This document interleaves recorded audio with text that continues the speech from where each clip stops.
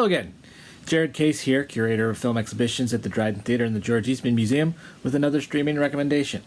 So we've been doing a lot of 21st century films. We did get back to the 20th century a little bit. But one of the great things that the Dryden does is gives you a sense of the entire history of motion pictures from the silent era to today. So what we're going to do this week is take a film from each of the decades, from the 1920s to the 1960s, and give you a streaming recommendation for that decade.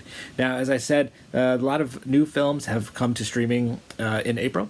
So we're going to take advantage of some of those. And we're going to start in the 1920s today with Chaplin's film The Kid from 1921.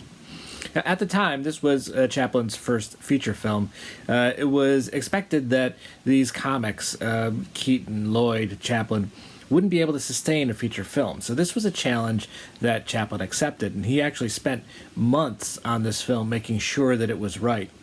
His infant son died only 10 days before production started on this film, so you can imagine that his performance was influenced at least a little bit by that, and the fact that Jackie Coogan, who plays his son, sort of represented what he would never have, something, or at that time that he felt like he would never have.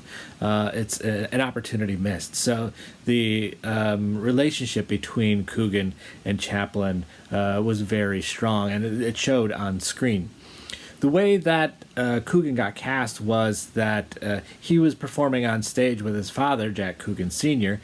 Jackie at the time was known as Junior, so he would come on at the end of the production and do a little interaction with his father.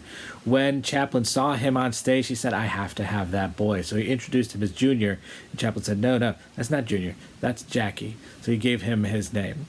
And they went into production, and as I said, they spent months.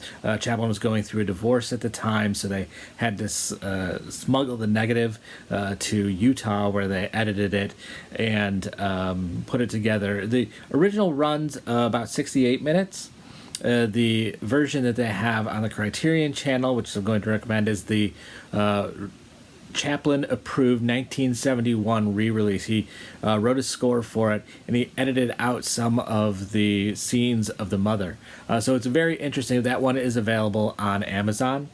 So you can go and see the original cut on Amazon with a different score, or you can go to the Criterion channel and see the 1971 Chaplin-approved version with Chaplin's score.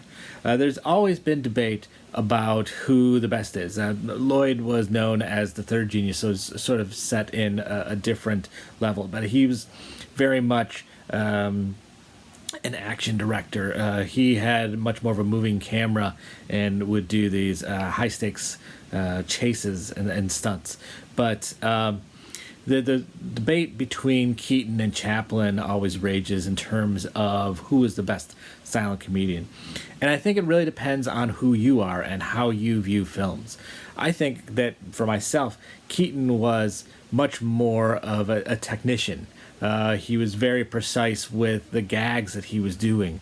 But as a filmmaker, I think Chaplin was much more in tune with the sentimentality. I know that can be a bad word, but for putting emotion on the screen and the balance of pathos and comedy, I don't think you can get any better than Chaplin. This is his first feature film, streaming on the Criterion channel and on Amazon Prime.